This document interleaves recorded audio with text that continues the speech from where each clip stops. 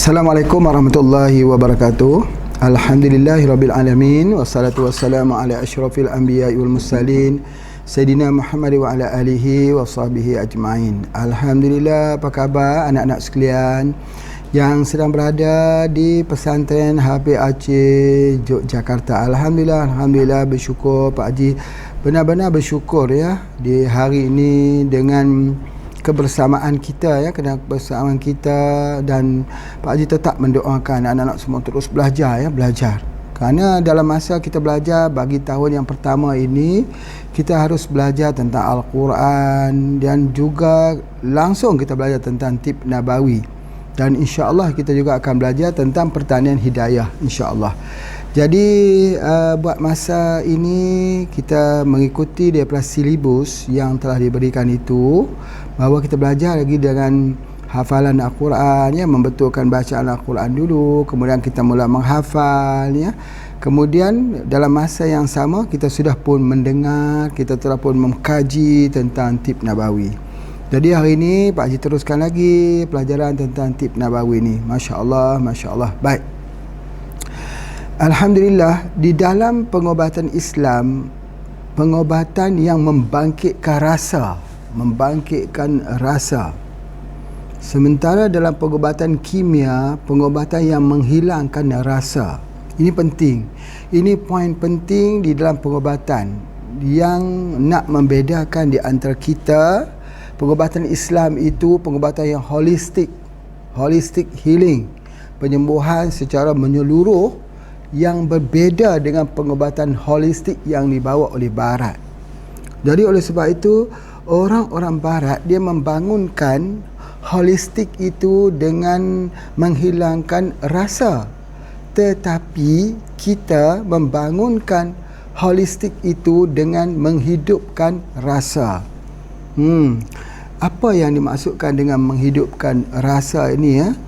Kalau tengok secara fizikal, anak-anak sekalian lihat tak, kalau kita sakit kepala, kita ambil paracetamol, hilang tak rasa sakit? Hilang kan? Cepat hilangnya, dia menghilangkan rasa. Jadi bila kita tidak sakit itu, tidak semestinya penyakit kita sudah berlalu. Tidak, penyakit masih lagi berada dalam tubuh, tetapi dihilangkan rasa. Tetapi dalam pengobatan Islam, kita membangkitkan rasa. Artinya begini ya, kalau penyakit itu ada, kita tidak mahu penyakit itu hilang rasa, tetapi dia semakin akumulasi, malah kita keluarkan itu namanya direction of cure. Misalnya ya, sebagai contoh orang yang patah tangan, wa na'udzubillah, kita mohon berlindung daripada musibah patah tangan ya.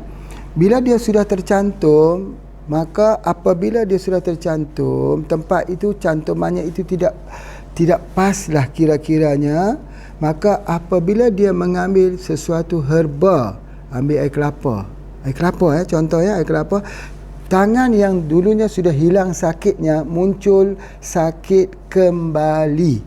Maka itu disebut sebagai direction of cure. Jadi kuliah Pak Haji pada hari ini nak cerita tentang direction of cure. Itu adalah sangat-sangat kita perlukan. Baik. Bila kita ambil sesuatu herba, kita inginkan kesembuhan. Ya, kita ambil sesuatu herba, kita inginkan kesembuhan. Maka kesembuhan itu dia pasti melaluikan satu proses.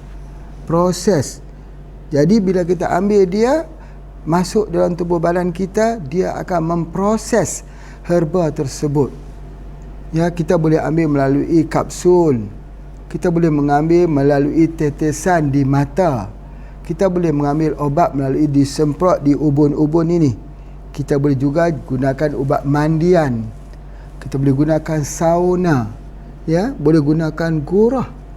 Kalau pengobatan yang lain pula, kita boleh gunakan semua pengobatan yang ditunjukkan oleh Nabi SAW. Madu lebah, habatul sauda, menggunakan al-hijamah, menggunakan bekam, dan menggunakan semua yang ada di dalam hadis-hadis Nabi SAW. Baik. Namun begitu, sesuatu yang tidak disebut Nabi di dalam hadisnya tetapi tidak terkeluar daripada maqasid syariah. Ni maqasid syariah ni iaitu tujuan daripada sesuatu syariat. Itu juga adalah daripada pengobatan Islam. Misalnya ya, kita ambil mengkudu. Mengkudu tidak ada hadis. Apakah dia termasuk dalam pengobatan tib nabawi? Ya, dia termasuk dalam pengobatan tib nabawi walaupun tidak ada hadis. Sebab apa? Sebab tujuan mengambil mengkudu itu untuk dijadikan obat dan dia bersifat alamiah. Tidak ada bahan yang memabukkan dan dia daripada sumber yang halal. Itu yang disebut sebagai maqasid syariah. Jadi oleh sebab itu maka kita tidak semestinya hanya menggunakan habatus sauda saja. Boleh jadi di tempat kita tidak ada habatus sauda. Boleh jadi kita ada buah mengkudu, maka buah mengkudu boleh digunakan. Terkeluar tak daripada bingkai Al-Quran dan hadis? Tidak terkeluar. Yang terkeluar daripada bingkai Al-Quran dan hadis itu, kalau kita ambil misalnya ya, wa na'udzubillah, kalau seseorang itu mengambil miras, minuman keras, itu sudah terkeluar daripada bingkainya. Walaupun minuman keras itu diambil daripada buah itu kan alamiah, tetapi dia terkeluar daripada bingkainya. Jadi itu harus jelas. Anak-anak harus mempunyai tasawur. Apa dia maksudkan tasawur? Gambaran. Ya, tasawur. Tasawur ini beda dengan tasawuf. Tasawuf iaitu ilmu pendidikan akhlak. Hati. Bagaimana menata hati supaya hati itu sentiasa dengan Allah. Tetapi tasawur ini adalah gambaran Islam yang benar. Gambaran pengobatan Islam yang benar. Selalunya orang kata pengobatan Islam itu tangkap jin, masukkan dalam botol, orang tu terjerit-jerit dan sebagainya. Lepaskan saya, awak datang dari mana? Saya datang daripada gunung ini. Selalunya orang akan gambar itulah pengobatan Islam. Apakah itu pengobatan Islam? Tidak semestinya. Kalau dia menggunakan mentera-mentera. Dan kita tidak juga boleh kita katakan pengobatan Islam itu niatnya baik. Niat mana nak tolong orang. Niat yang baik tidak boleh dijadikan sebagai asas pengobatan Islam kalau caranya tidak baik. Misalnya dia santet orang kerana orang itu jahat. Bisa atau tidak? Tak bisa. Kerana orang yang santet itu syirik akan Allah. Syirik. Tujuannya kan baik tujuannya, tapi caranya tidak baik. Matlamat tujuan tidak mengalahkan cara. Jadi tujuannya harus benar, caranya juga harus jadi benar. Itulah dinamakan pengobatan Islam. Masya Allah. Jadi direction of cure, DOC. Apa itu direction of cure? Kalau kita minum air begini, misalnya Pak Haji minum air begini, Pak Haji tak rasa apa-apa pun. Sebab dia tak menunjukkan kesan kan? Sebab air biasa saja. Tapi kalau Pak Haji minum ini air ni. Ni Pak Haji minum air ni. Air ini adalah air daripada za'faran atau sofran. Za'faran atau sofran. Kalau Pak Haji minum ini, dah terasa panas badan. Baik. Terasa panas badan itu baik atau tidak? Pak Haji minum itu terasa pusing. Pusing itu baik atau tidak? Pak Haji minum itu rasa sakit di bahagian perut. Baik atau tidak? Jawapannya begini. Dengar ya. Satu hari pernah seorang sahabat datang bertemu dengan Rasulullah. Katanya, ya Rasulullah, temanku sakit di dalam perut ini. Nabi SAW itu menyuruhnya menggunakan madu lebah. Madu lebah. Lalu beliau pun membawa madu lebah itu pulang, lalu diberikan kepada, dia mengambil madu lebah, kemudian diberikan kepada temannya itu, saudaranya itu. Tiba-tiba saudaranya mengatakan, sakitnya lagi, Masya Allah, semakin parah. Lalu lelaki tersebut ni bertemu dengan Nabi untuk kali kedua. Ya Rasulullah, sakitnya makin parah. Ya, Nabi SAW mengatakan, suruh saudara kamu minum lagi. Dia pun pulang, beri minum lagi kali kedua. Bila diberi minum kali kedua, saudaranya itu semakin parah. Datang lagi bertemu dengan Rasulullah. Ya Rasulullah, semakin parah ya Rasulullah. Nabi SAW menyuruh pergi, gunakan lagi. Maka dia gunakan lagi kali yang ketiga. Dia dah guna kali ketiga ni. Temannya itu sakit lagi. Makin parah ya Rasulullah. Sudah 3 kali diberikan, makin parah. Lalu Nabi SAW mengucapkan, benarlah Allah. Nabi ini melihat di dalam Al-Quran itu Allah menyatakan bahawa madu itu adalah penawar, jadi obat pada manusia. Benarlah Allah. Allah tak pernah berdusta. Lalu disuruhnya lelaki tersebut pulang berikan sekali lagi. Diberi kali yang keempat, datangnya semula, Alhamdulillah, sudah sembuh ya Rasulullah. Itu. Jadi pertanyaan Pak Haji tadi, ketika dia minum dia sakit perut, itu baik atau tidak? Ketika dia minum itu semakin parah ya Rasulullah, baik atau tidak? Jawapannya itu adalah kebaikan. Kebaikan. Sakit itu menandakan obat telah bereaksi. Jadi apabila obat itu bereaksi, maka itu disebut sebagai DOC, Direction of Cure. Kalau Pak Haji minum air mineral kosong ini, mungkin tak rasa apa-apa, sebab dia tak mengandungi herba yang kuat. Tapi kalau minumlah, minimum minum madu ni, Masya Allah, rasa panas. Sebab ada Direction of Cure, tanda-tanda petunjuk, apa disebut sebagai healing crisis. Healing crisis ni berartinya petanda-petanda yang kita nampak tak elok, yang kita nampak tak tidak baik, sebenarnya baik untuk dirimu. Jadi ada orang ambil herba jadi demam, baik atau tidak? Baik. Ada orang ambil herba banyak kencing, baik atau tidak? Baik. Ada orang ambil herba banyak BAB, baik atau tidak? Baik. Ada orang ambil herba ada muntah, baik atau tidak? Baik.